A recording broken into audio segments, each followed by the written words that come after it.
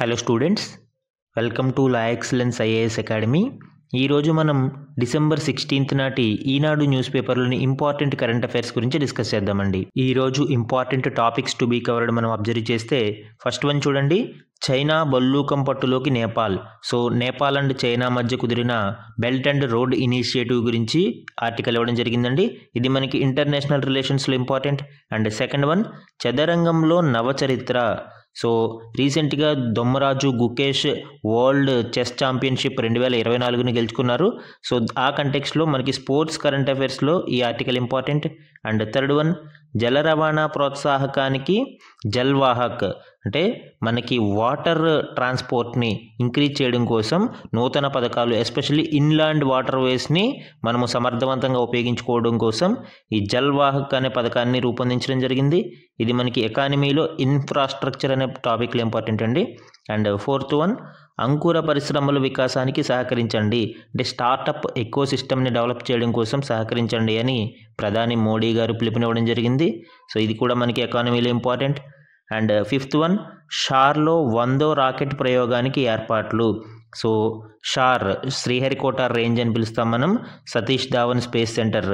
So ఇందులో మనకి 100వ rocket ప్రయోగానికి ఏర్పాట్లు జరుగుతున్నాయి. జిఎస్ఎల్వి F-15ని మనము 100వ రాకెట్గా ప్రయోగిస్తున్నాము. దానికి సంబంధించిన ఇంపార్టెంట్ డీటెయిల్స్ మనం చూద్దాం. ఇది సైన్స్ అండ్ టెక్నాలజీలో ఇంపార్టెంట్ అండి. ఇవే కాకుండా అదర్ ఇంపార్టెంట్ కరెంట్ అఫైర్స్ గురించి కూడా మనము డిస్కస్ చేద్దాం. ఈరోజు మన ఫస్ట్ ఆర్టికల్ చూడండి, చైనా బల్లూకం పట్టులోకి Nepal. So belt and road ఇనిషియేటివ్కి సంబంధించి చైనా మరియు నేపాల్ మధ్య కుదిరిన ఒప్పందం ఇక్కడ డిస్కస్ చేద్దామండి.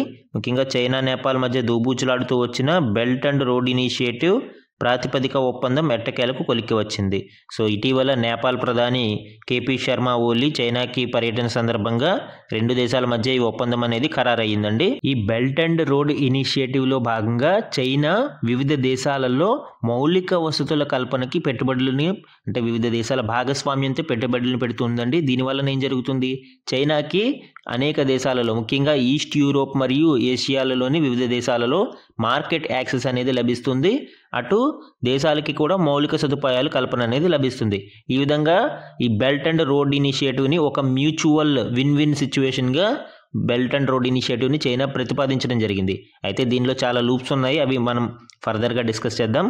అండ్ ఈ చైనా అండ్ నేపాల్ కూడా 2017లోనే ఈ బెల్ట్ అండ్ రోడ్ ఇనిషియేటివ్ మీద ఒక అభిప్రాయానికి రావడం జరిగింది.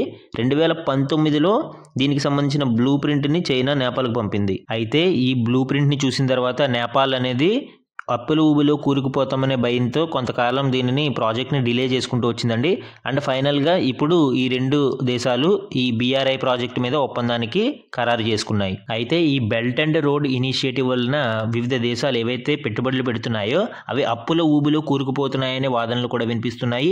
ముఖ్యంగా ఇక్కడ మనము బెస్ట్ ఎగ్జాంపుల్ చూస్తే శ్రీలంక ఇదే విధంగా అప్పుల ఊబిలో కూరుకుపోవడంతో తన హంబన్తోట రేవును చైనాకి సమర్పించుకోవాల్సి వచ్చింది. అయితే భారత్ ఫస్ట్ నుంచి కూడా ఈ బెల్ట్ అండ్ రోడ్ ఇనిషియేటివ్కి ఎగనెస్ట్గానే వస్తుందండి. ముఖ్యంగా చైనా పాకిస్తాన్ ఆర్థిక నడవ, ఎకనామిక్ కారిడార్ ఏదైతే ఉందో ఈ పథకంలో భాగంగా పాక్ ఆక్రమిత కాశ్మీర్ గుండా వెళ్తూ ఉంది. అందుకు భారతదేశం ఈ ప్రాజెక్ట్ని వ్యతిరేకిస్తూ వచ్చింది. అండ్ ఇప్పటికీ భారతదేశం అదే స్టాండ్ని మెయింటైన్ చేస్తూ వస్తుంది. జనరల్గా ఈ చైనా యొక్క బెల్ట్ అండ్ రోడ్ ఇనిషియేటివ్లోని ప్రాజెక్టులు చైనా యొక్క రుణాల ద్వారానో, అప్పుల ద్వారానో, లేదంటే సంయుక్త ప్రాజెక్టులుగాను, అంటే పార్ట్నర్షిప్ ప్రాజెక్ట్స్ ద్వారానో, లేదా ఈక్విటీ పెట్టుబడుల రూపంలోనూ చేపడతారు. అయితే చాలా తక్కువ ప్రాజెక్టులు మాత్రమే, చిన్న మొత్తాలలో ప్రాజెక్టులు మాత్రమే చైనా గ్రాంట్స్తో చేపడుతూ ఉంటుంది. అంటే వివిధ దేశాలకి గ్రాంట్ల రూపంలో డబ్బులు ఇచ్చి అందులో పెట్టుబడులు పెట్టిస్తూ ఉంటుంది. కానీ చైనా చాలా తక్కువ మొత్తంలో గ్రాంట్స్ని కేటాయిస్తూ ఉంటుంది. ఎక్కువగా అప్పులు ఇచ్చి లేదా పార్ట్నర్షిప్ ప్రాజెక్టులు, ఈక్విటీ మెయింటెనెన్స్, ఈక్విటీలో పెట్టుబడులు పెట్టి ఈ విధంగా చైనా ప్రాజెక్టులను నిర్మిస్తూ వస్తుంది. అయితే కొన్ని ప్రాజెక్టులను పూర్తిగా గ్రాంట్ల రూపంలోనే నిర్మించాలి అని నేపాల్ ప్రభుత్వం చైనాని ప్రతిపాదిస్తూ ఉంది. అయితే చైనా మాత్రం దీనికి సుముఖంగా ఉన్నట్లు లేదు. అయితే ఆన్ అదర్ హ్యాండ్ భారతదేశం భూటాన్లోని వివిధ ప్రాజెక్టులకు గ్రాంట్ల రూపంలో సహాయం అందిస్తూ ఉంది. ముఖ్యంగా మనం అబ్జర్వ్ చేస్తే భారత్ భూటాన్ జల విద్యుత్ ప్రాజెక్టులకు భారత్ అధిక మొత్తంలో గ్రాంట్లు ఇస్తూ ఉంది. అండ్ ఏషియన్ డెవలప్మెంట్ బ్యాంక్ నుంచి, ఏషియా మౌలిక వసతుల అభివృద్ధి బ్యాంకు వంటి అంతర్జాతీయ ఆర్థిక సంస్థల నుంచి రుణాలు తీసుకునే వెసులుబాటు కూడా భూటాన్కి కల్పిస్తూ ఉంది. సో వీటన్నిటినీ నేపాల్ గమనిస్తూ ఉంది. నేపాల్ కూడా ఈ చైనా నేపాల్ BRI ఒప్పందంలో దీనినే నమూనాగా స్వీకరించే అవకాశం ఉంది. అంటే ఈ భారత్ భూటాన్ యొక్క పార్ట్నర్షిప్ ఏ విధంగా ఉందో నేపాల్ కూడా చైనాని అలాంటి ప్రపోజల్సే పెట్టే అవకాశం కనిపిస్తూ ఉంది. అయితే భారత్ పొరుగు దేశాలైన ఈ నేపాల్, భూటాన్, శ్రీలంక అండ్ పాకిస్తాన్ ఇలాంటి దేశాలలో చైనా యొక్క పెట్టుబడులు భారతదేశానికి ఒకంత ఇబ్బందేనండి. మనము స్ట్రింగ్ ఆఫ్ పెర్ల్స్ పాలసీ అనేది ఒకటి ఉంటుంది. ఈ స్ట్రింగ్ ఆఫ్ పెర్ల్ పాలసీలో చైనా ఏం చేస్తుంది, భారతదేశాన్ని ఒక ముత్యాల హారంలా చుట్టుముడుతూ ఉంటుంది. అంటే భారతదేశాన్ని ఎదగనీయకుండా చేయడం కోసం ఒక భారతదేశం చుట్టూ ఉన్న దేశాలలో పెట్టుబడులు పెడుతూ వాళ్ళని తమ వైపు తిప్పుకుంటూ ఉంటుంది. దానినే స్ట్రింగ్ ఆఫ్ పెర్ల్ పాలసీ అంటారు. అయితే ఇలాంటి విధానాలు భారతదేశానికి చాలా ఎక్కువ ఇబ్బంది కలిగించే అవకాశాలు కనిపిస్తూ ఉంటాయండి. ముఖ్యంగా ఇలాంటి BRI ఇనిషియేటివ్ అనేది భారతదేశం యొక్క లుక్ ఈస్ట్ పాలసీ, తూర్పు వైపు చూపు అనే విధానంపై ప్రభావం చూపించే అవకాశం ఉంది. ఈ లుక్ ఈస్ట్ పాలసీలో భాగంగా భారతదేశం సౌత్ ఈస్ట్ ఏషియాతో సోషల్, ఎకనామిక్ అండ్ కల్చరల్ టైస్ని పెంపొందించుకోవడానికి ప్రయత్నాలు చేస్తూ ఉంటుంది. అయితే ఈ BRI ఇనిషియేటివ్ వలన భారతదేశం కొంచెం ఇబ్బందులు ఎదుర్కొనే అవకాశం ఉంది. ఈ బెల్ట్ అండ్ రోడ్ ఇనిషియేటివ్ యొక్క డీటెయిల్స్ మనం అబ్జర్వ్ చేస్తే దీనిని 2013లో చైనా ప్రతిపాదించిందండి. ముఖ్యంగా ఈస్ట్ ఏషియా మరియు యూరోప్ని కనెక్ట్ చేయడానికి అంటే దాంట్లో ఉండే ఎకానమీస్ని కనెక్ట్ చేయడానికి ఒక ఇన్ఫ్రాస్ట్రక్చర్ ప్రాజెక్ట్గా దీనిని డెవలప్ చేయడం జరిగింది. దీంట్లో ముఖ్యంగా మనం అబ్జర్వ్ చేస్తే 3 వరల్డ్ మేజర్ కాంటినెంట్స్ అంటే ఏషియా, ఆఫ్రికా అండ్ యూరోప్లు భాగస్వాములుగా ఉంటాయి. ఈ ప్రాజెక్టులో ముఖ్యంగా 60కి పైగా దేశాలు మరియు ఇంటర్నేషనల్ ఆర్గనైజేషన్స్ భాగస్వాములుగా ఉన్నాయి. ముఖ్యంగా 4.4 బిలియన్ పీపుల్ అంటే 63% ఆఫ్ వరల్డ్ పాపులేషన్ ఇంట్రెస్ట్ చూపిస్తున్నారు అని చైనా పేర్కొంది. అయితే ఇదంతా one side of the coin అండి. Other side of the coin మనం అబ్జర్వ్ చేస్తే ఈ China's belt and road initiative project అనేది వెరీ కాస్ట్లీ ఇన్ఫ్రాస్ట్రక్చర్ ఇన్వెస్ట్మెంట్. దీనిలో చాలా సఫర్ అనేది ఉంది. ముఖ్యంగా పోస్ట్ పాండమిక్ డేటాని మనం అబ్జర్వ్ చేస్తే వివిధ దేశాలు ఈ China belt and road initiative వలన అప్పుల ఊబిలో కూరుకుపోతూ ఉన్నాయి. ముఖ్యంగా ఈ ప్రాజెక్ట్ యొక్క ఎస్టిమేటెడ్ కాస్ట్ చూస్తే $8 ట్రిలియన్, ఇందులో $2 ట్రిలియన్ ఓన్గా చైనా పెట్టుకోవడానికి సిద్ధంగా ఉంది. దీంట్లో మొత్తంగా 68 కంట్రీస్ పార్టిసిపేట్ చేస్తున్నాయి డైరెక్ట్లీ అండ్ 23 కంట్రీస్ దీంట్లో రిస్క్ ఆఫ్ డెట్ డిస్ట్రెస్ అప్పుల ఊబిలో ఆల్రెడీ 23 కంట్రీలు కూరుకుపోతున్నాయి. చైనా ఆల్రెడీ $614 బిలియన్ 2013 నుంచి 2018 మధ్య ఇన్వెస్ట్ చేయడం జరిగింది. అయితే పోస్ట్ కోవిడ్ సినారియో మనం చూస్తే కోవిడ్ తర్వాత దీనిలో 20% ఆఫ్ ప్రాజెక్ట్స్ సఫర్ అవుతూ వచ్చినాయి, లాస్ట్లో కూరుకుపోవడం జరిగింది. సో అదర్ సైడ్ మనం అబ్జర్వ్ చేస్తే ఈ BRI ప్రాజెక్ట్స్ అనేవి ఒక డెట్ ట్రాప్గా కూడా మనము డెట్ డిస్ట్రెస్డ్ ప్రాజెక్ట్స్గా కూడా మనము చూడవచ్చు. మన నెక్స్ట్ ఆర్టికల్ చూడండి, చదరంగంలో నవ చరిత్ర. So recent success of Dommaraju Gukesh and world championship 2024లో ఆయన ప్రపంచ ఛాంపియన్గా నిలవడము మరియు అతి పిన్న వయసులోనే ఈ రికార్డుని చేజిక్కించుకోవడము మనము అలానే భారతదేశం ఈ చెస్లో ఏ విధంగా ముందడుగు వేస్తుంది అనేది కూడా ఇక్కడ ఈ ఆర్టికల్లో మెన్షన్ చేయడం జరిగిందండి. ఇక్కడ చూడండి, 12 ఏళ్లకే గుకేష్ గ్రాండ్ మాస్టర్ హోదా సాధించాడు మరియు చదరంగ మేధావి విశ్వనాథన్ ఆనంద్ మార్గదర్శకత్వంలో మరింతగా రాటుదేలి రీసెంట్గా జరిగిన చెస్ ఒలింపియాడ్లో పురుషుల జట్టు తొలి స్వర్ణం సాధించడంలో కూడా కీలక పాత్ర పోషించాడండి. మనకి ఈ చెస్ ఒలింపియాడ్లో అటు మహిళలు మరియు ఇటు పురుషుల జట్టులో కూడా 2 స్వర్ణాలను చేజిక్కించుకోవడం విశేషంగా చెప్పుకోవచ్చు. తాజాగా ఇప్పుడు జగజ్జేతగా నిలిచి ఆనంద్ తర్వాత ఆ ఘనత సాధించిన 2వ భారతీయుడిగా కూడా చరిత్ర పుటలలోకి ఎక్కాడండి. అంటే మనకి ఈ రీసెంట్ చెస్ ఛాంపియన్షిప్ 2024లో ఆయన విన్ అవడం ద్వారా 2nd ఇండియన్గా కూడా రికార్డు సృష్టించడం జరిగింది. ప్రస్తుతం చెస్ వరల్డ్లో ఇండియన్ ప్లేయర్స్ యొక్క డామినెన్స్ చూపిస్తూ ఉన్నా కూడా 2000వ సంవత్సరం వరకు సినారియో అనేది డిఫరెంట్గా ఉండేదండి. చెస్ అనేది భారతదేశంలోనే పుట్టినా కూడా యూరోపియన్ ప్లేయర్స్ ఎక్కువగా దీనిని డామినేట్ చేసేవారు. అయితే 2000వ సంవత్సరంలో మొట్టమొదటిసారిగా విశ్వనాథన్ ఆనంద్ చెస్ ఛాంపియన్షిప్గా నిలవడంతో మనకి అక్కడి నుంచి సిచ్యువేషన్ మారుతూ వచ్చింది. ముఖ్యంగా విశ్వనాథన్ ఆనంద్ 5 సార్లు ప్రపంచ ఛాంపియన్షిప్గా నిలవడం విశేషంగా చెప్పుకోవచ్చండి. 2000వ సంవత్సరంలో పాటు 2007, 2008, 2010, 2012లో కూడా ఆయన విశ్వ విజేతగా నిలిచారు. ఇది ఇండియా ఇండియాలోని ఎంతోమంది ప్లేయర్స్ని ఇన్స్పైర్ చేసి ఒక నూతన ఒరవడిని సృష్టించింది. దీనివలన మార్గస్ కార్ల్సన్ లాంటి లెజెండ్స్ని కూడా భారతీయ గ్రాండ్ మాస్టర్స్ యంగ్ ప్లేయర్స్ కూడా ఓడించడం, ముఖ్యంగా ప్రజ్ఞానంద్ కార్ల్సన్ని పలుమార్లు ఓడించడం విశేషం ఇక్కడ. అండ్ ఈ ఏడాది చెస్ ఒలింపియాడ్లో మన వాళ్ళు 2 స్వర్ణాలను కైవసం చేసుకున్నారండి.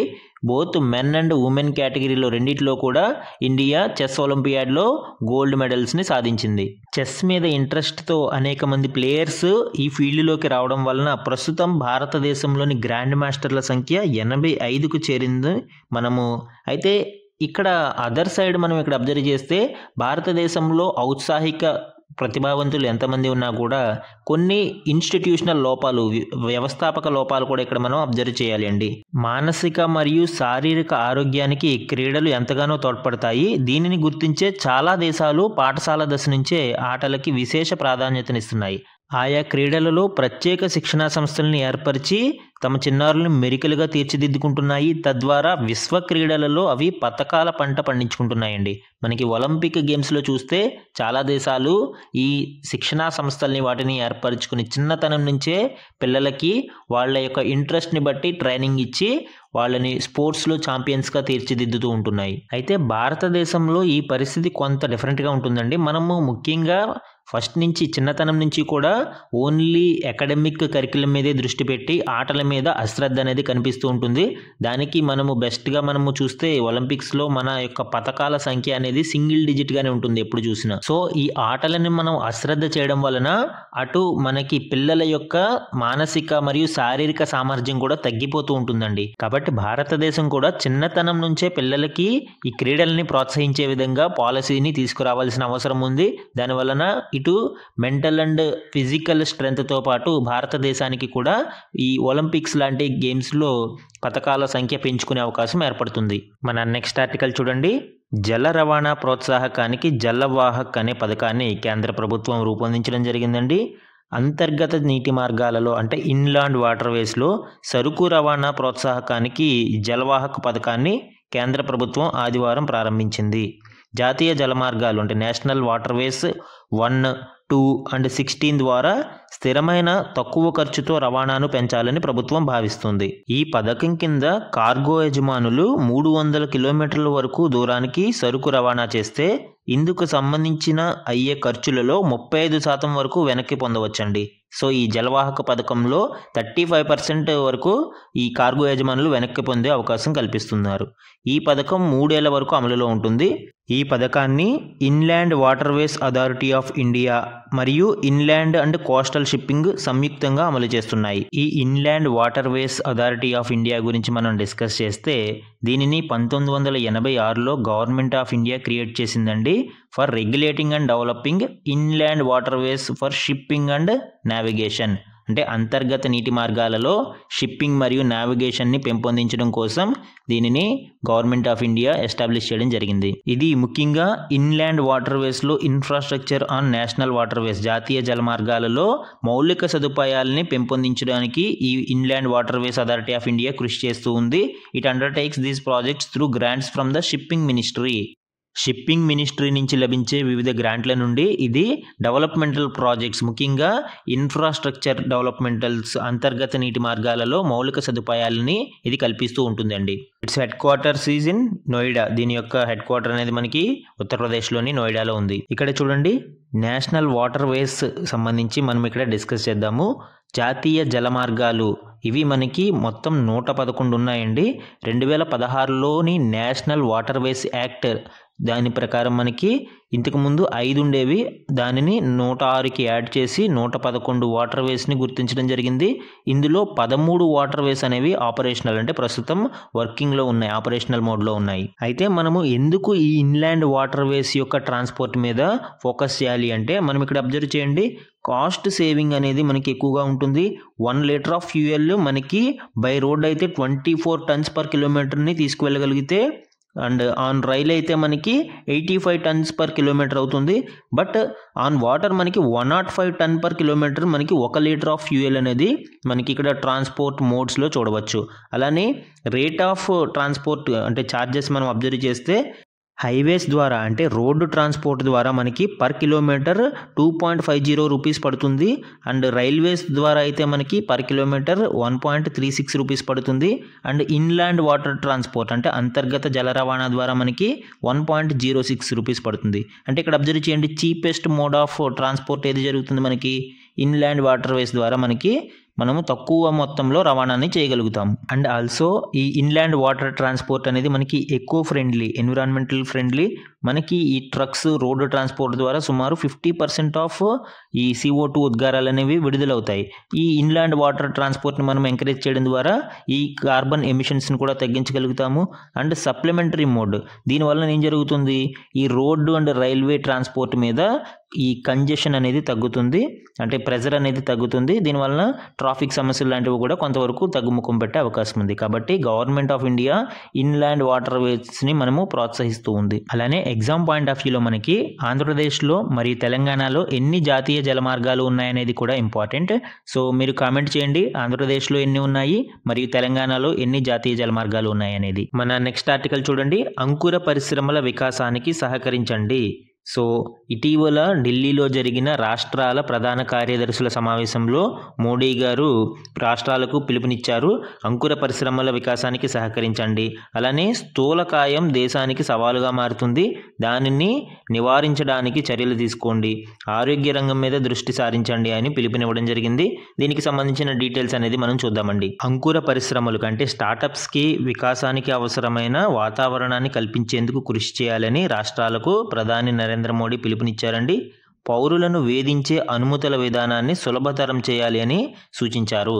అంటే పౌరులను అనుమతుల కోసం తిప్పించుకోకుండా వాళ్ళకి సింగిల్ విండో పాలసీలో అనుమతులు త్వరగా ఇచ్చేలాగా, స్టార్టప్స్ని ఎంకరేజ్ చేసేలాగా, ఆ ఎకో సిస్టమ్ని డెవలప్ చేసేలాగా రాష్ట్రాలు దృష్టి సారించాలి అని పిలుపునివ్వడం జరిగింది.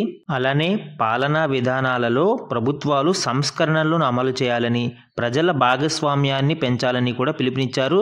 సంస్కరించు, ఆచరించు, మార్పు తీసుకురా అంటే రిఫార్మ్, పెర్ఫార్మ్ అండ్ ట్రాన్స్ఫార్మ్పై దృష్టి సారించడం ముఖ్యమని, ప్రభుత్వం చేపట్టే వివిధ చర్యలపై ప్రజలకు సమాచారం అందించడం ముఖ్యమని మోదీ తెలిపారు.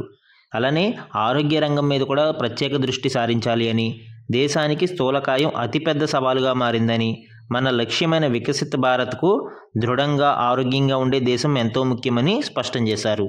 2025 చివరి నాటికి భారత్ను క్షయరహిత మార్చాలని తెలిపారంటే క్షయవ్యాధి ట్యూబెరిక్యులోసిస్ అనేది భారతదేశంలో చాలా ఎక్కువగా విస్తరిస్తూ ఉందండి. దీనికోసమే నిక్షయ అనే ఒక పోర్టల్ను కూడా తీసుకురావడం జరిగింది.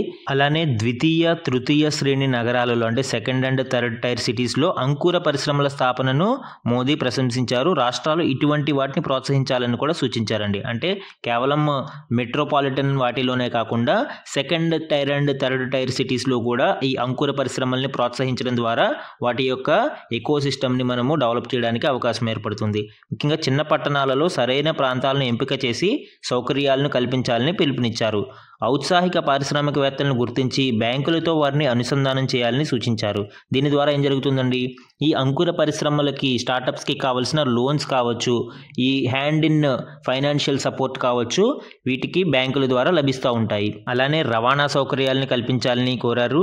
ఈ వ్యర్థాల నిర్వహణలో అంటే ఎలక్ట్రానిక్ వేస్ట్ నిర్వహణలో వయబిలిటీ గ్యాప్ ఫండింగ్ వంటి విధానాలని అమలు చేయాలని, అంటే ఏదైనా మనకి ప్రాఫిట్ రాకపోతే గవర్నమెంట్స్ సపోర్ట్ ఇచ్చే విధంగా వయబిలిటీ గ్యాప్ ఫండింగ్ని తీసుకురావాలి అని, అలానే యాస్పిరేషనల్ డిస్ట్రిక్ట్స్ మరియు యాస్పిరేషనల్ బ్లాక్స్, ఆకాంక్షిత జిల్లాలు, బ్లాక్లలో క్షేత్రస్థాయిలో భారీ మార్పులను తీసుకురావాలని, అది సామాజిక ఆర్థిక ప్రయోజనాలను అందిస్తుందని ఆయన తెలిపారు.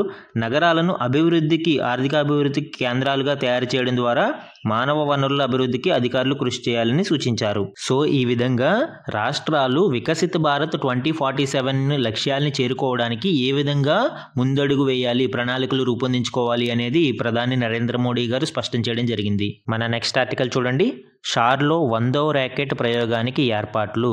షార్ అంటే శ్రీహరికోట రేంజ్, SDSC అంటాం పిలుస్తాం మనం, సతీష్ ధావన్ స్పేస్ సెంటర్ మరో మైలురాయికి సిద్ధమవుతుంది. జనవరిలో 100వ రాకెట్ ప్రయోగాన్ని ఇస్రో చేపట్టనుంది. GSLV F-15ని మనకి జనవరిలో 100వ ర్యాకెట్గా షార్ అనేది ప్రయోగిస్తూ ఉందండి. ఇది 100వ ప్రయోగం కనుక హిస్టారికల్ మూమెంట్గా కూడా చెప్పుకోవచ్చండి. ఈ కంటెక్స్ట్లో ఇస్రో యొక్క సెకండ్ స్పేస్ పోర్ట్ గురించి కూడా మనం చెప్పుకోవాలి అండి.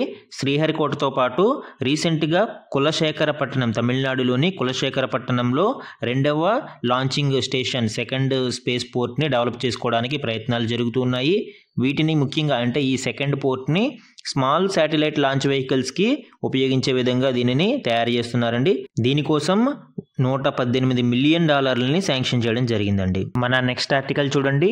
మహనీయుల స్ఫూర్తితో ముందుకు సాగుదాం. సో అమరజీవి పొట్టి శ్రీరాములు గారి వర్ధంతి సందర్భంగా ఆంధ్రప్రదేశ్ ప్రభుత్వం రాష్ట్ర ఆత్మార్పణ దినోత్సవంగా డిసెంబర్ 15ని ప్రకటించడం జరిగిందండి.